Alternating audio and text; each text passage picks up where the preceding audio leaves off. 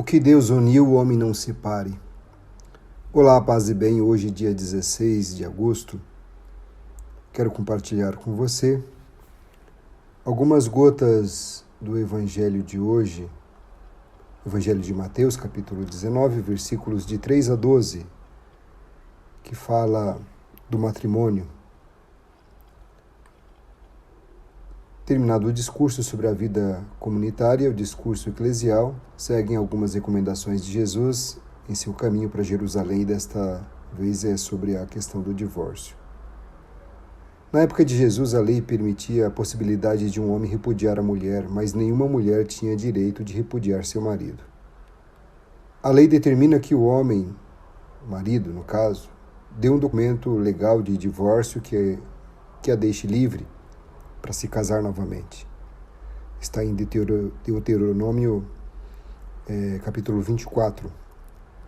E lá dá uma razão geral para o marido divorciar-se de sua mulher.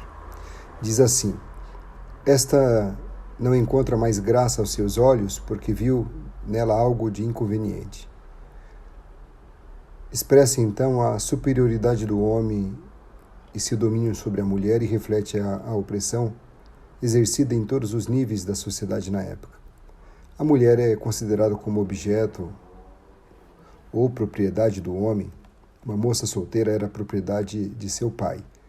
Uma mulher casada era propriedade de seu marido. Questionando Jesus sobre o divórcio, os fariseus se aproximam de Jesus para tentá-lo. É lícito a um marido repudiar sua mulher?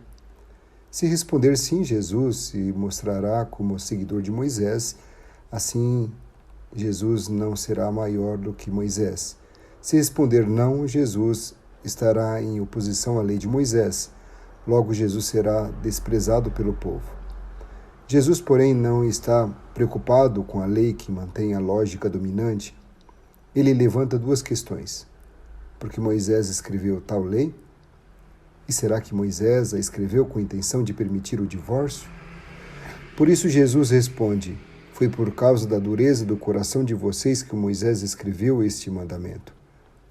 Mas desde o início da criação, Deus os fez homem e mulher, os dois serão uma só carne. Ser. Os dois. Para o hebreu, o coração significa o centro da pessoa, da sua liberdade, dos seus relacionamentos, lá onde a pessoa se abre e se dá na conversão, no amor e no compromisso. A vitória do reino será justamente a transformação do coração humano.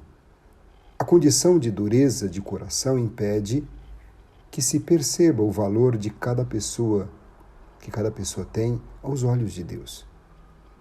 E ela causa cegueira diante da manifestação do amor de Deus.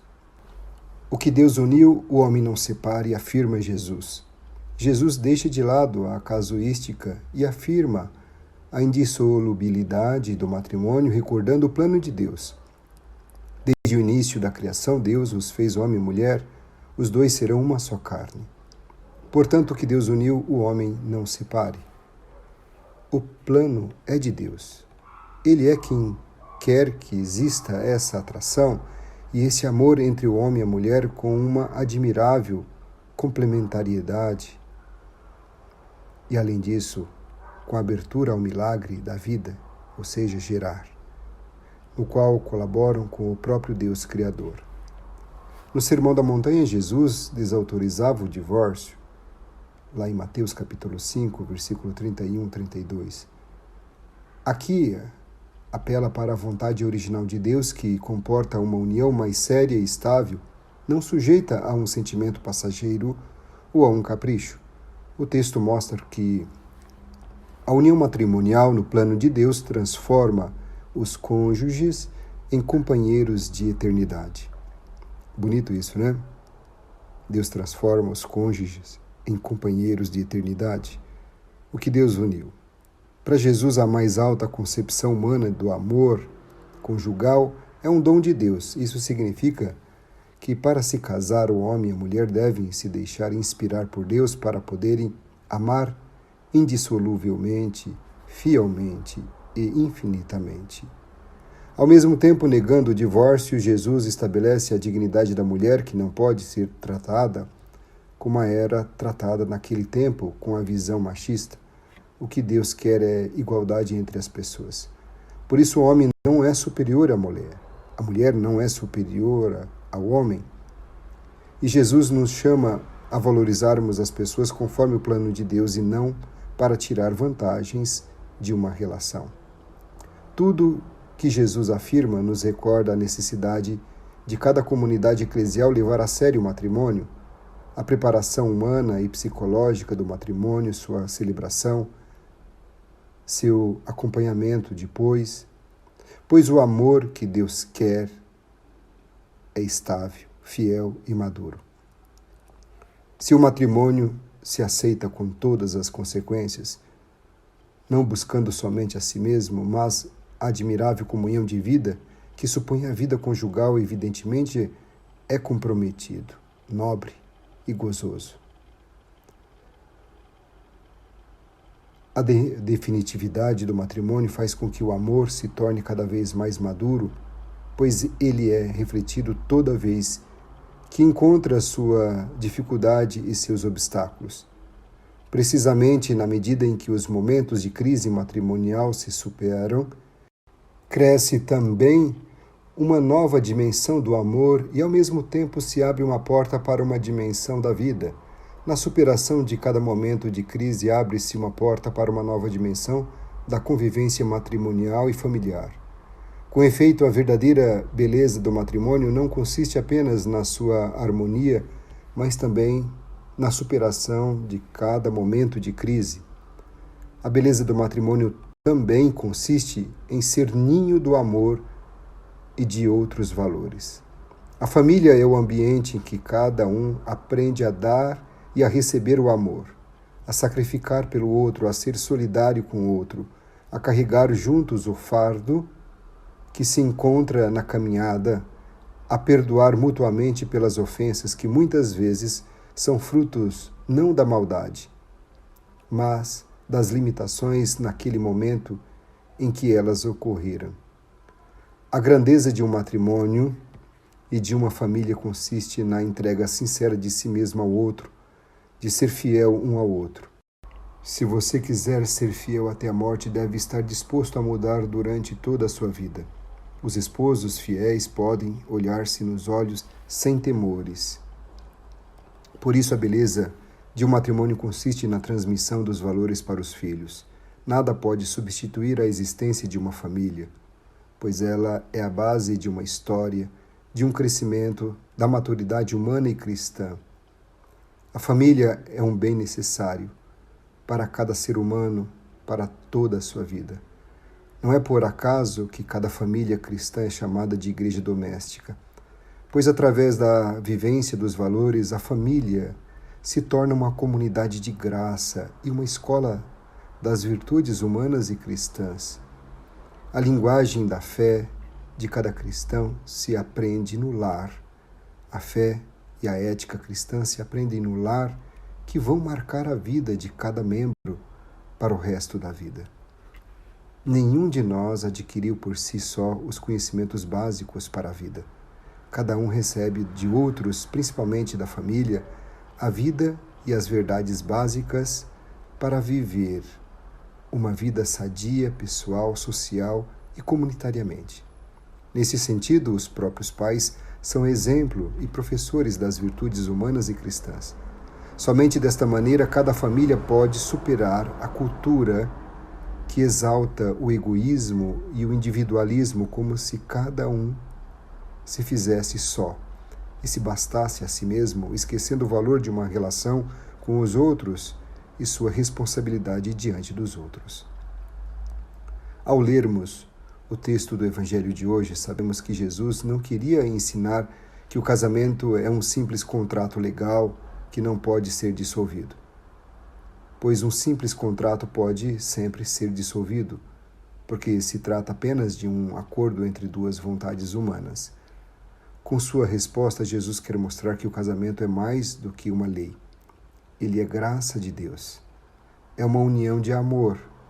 O amor é o único jogo no qual dois podem jogar e ambos ganharem. O fundo de uma agulha é bastante espaçoso para um casal que se ama, mas o mundo todo é pequeno para os dois inimigos. Já dizia Salomão Gabirol.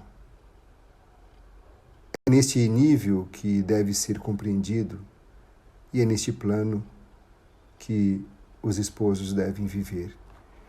Jesus dá, então, ao casamento uma dignidade nova. Se a instituição do matrimônio é tão ameaçada atualmente, talvez porque nossa cultura tem aspectos que favoreçam a condição de dureza de coração. Valoriza-se a liberdade, mas sem compromissos. Cria-se um conceito da afetividade e sexualidade que é baseado mais no egoísmo do que no respeito pela dignidade do outro e no espírito de doação. Hoje sentimos como é necessário ajudar as pessoas a conhecerem a pessoa de Jesus e a encarar a vida conjugal como uma vocação, ou seja, como um chamamento a viver o amor do reino neste estado de vida. Continuamos na obrigação de educar para um amor capaz de assumir compromissos definitivos.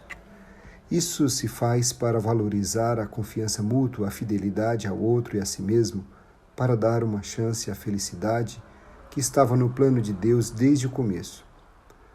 Não vemos casamento indissolúvel como uma obrigação a ser carregada, e sim como um direito que não deve ser sacrificado no mundo que fez do descartável um modo de vida.